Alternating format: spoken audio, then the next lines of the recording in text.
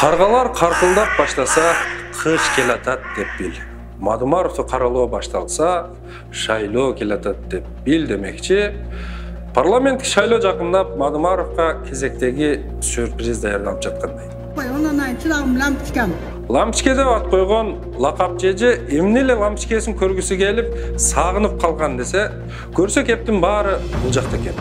Бийликтин сөзүн сүйлөгөн, айга күнгө теңеген ким болбосун эптеп эле Мадумаровго асылып, каршы сөз айтылгандын баарын кабыл алып, керектүү тапшырмаларын берип, анан сөз кур болбосун деп, бир айфонун акчасын конвертке салып, кыстарып узатып жаткан имиш.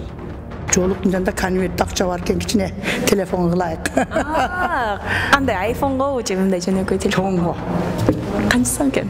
Эми көп да. Не кыласың? Канча экен апа, айтпайсың? Эми аны не кыласың эми? Мен дагы ойлойт дейм, ушунча тияктан бери келип жоксанан канча болгондон ушу сырлы боюнча кала бербей, жаным анча мынча нерсе сыр боюнча калат да, жаным биргем. А что, так можно было, что ли? Эми эртең аттуу баштуу актив деп аталган Акаевден бери куралып 2000-жылы Ошто жыйын өткөрүшүп, Акаевдин алдына чыгып, ушу Масалиев менен эле Мадумаровду камап салсаңыз, өлкө тынчтыкта мамыр-жумур болуп, жыргалчылыкка багыт алмакпыз деп күпүлдөгөн ошол убактагы акчакалдар же болбосо актив сүрөйлөр эртең дагы жыйналат имиш да. Арасында кээлерине Мадумаровго өтө каттуу сын айтуу тапшырмасы берилиптир. Алар тема баштап берсе эле, анын артынан телеканалдар жана соц тармактар аркылуу жанагы дүжүр журналисттер, же болбосо эң акыркы түркөй дөдөйлөр, фейктер, троллдор каралоо акциясын активдүү жүргүзө башташат деп өздүк ишенимдүү булактардан сөз уктук. Меморандумда да кандай колу бар? Бул каралоо бүгүн алгачкы жолу болуп жаткан жери жок. КТРКсынан Нышан Кочкоров аркылуу каралатып жүрүп, Акаевдин абалы эмне болду?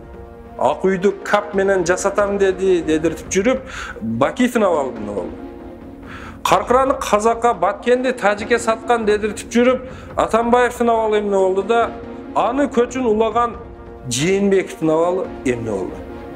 Сен жоксуң, бар болсоң кайдасың, сен кимсиң, жүрөсүң кайда? Азыркылар жада калса, жаңы каралоо ойлоп таба албай жатканы Зээникейдин. Жок дегенде жаңы каралоо түрүн ойлоп таба албаган чабалдардан дагы эмнени күтүүгө болот?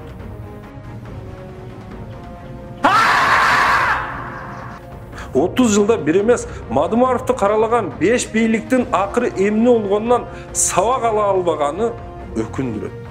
Караласа эле Кыргызстанга кыпынча пайда келчү болсо, мен да кошулуп караламакмын. Өзүбүз көрүп тургандай, Мадумаровду каралоодон Кыргызстанга бир тыйынча пайда келбей, тескерисинче артка кетип, саясат баткагына баткандан батып баратат. Эмнеге каралашат? Жок, оңой эле. Бийлик башында тургандар Мадумаровду тазалыгынан, күчтүү саясатчы экенинен коркушат.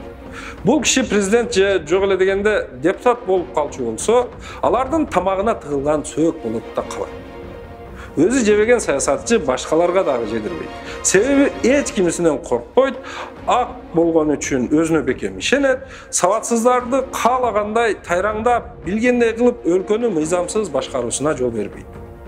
Дайыма эл кызыкчылыгын ойлоп, эл тарабын талашат. Мына ушун үчүн Мадумаровду бийлик башына келишин каалашпайт.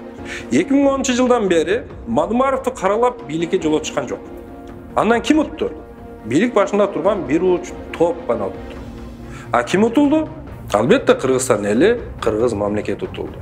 Өлкөдө бир да өнүгүү болгон жок. Сырткы карыз күндөн күнгө өсүп, жумушсуздуктан калктын 4төн 1 бөлүгү сыртка агылып чыгып кетти.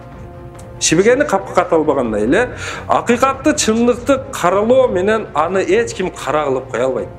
Бүгүн болбосо эртең болбосо бүрсүгүнү тарых баары бир бүт баарын жай-жайына коет. Каралоо буга чейин да болуп келген, эми бир аз күчөйтүлгөн форматта дагы уланат экен. Ага ишенүү же ишенбей коюу албетте ар бирибиздин өз эркибиз. Болгону мен сиздерге айтып жаткан Мадумаровду каралоо акциясы жакын күндөрдө күч алган болсо, билиңиздер, мунун уюштуруучусу жалгыз президент мырза өзү болор.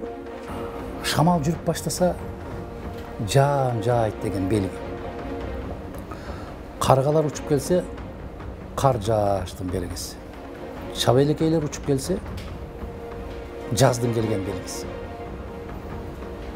Мадумаровду каралап баштаса, шайлоонун келишинин белгиси.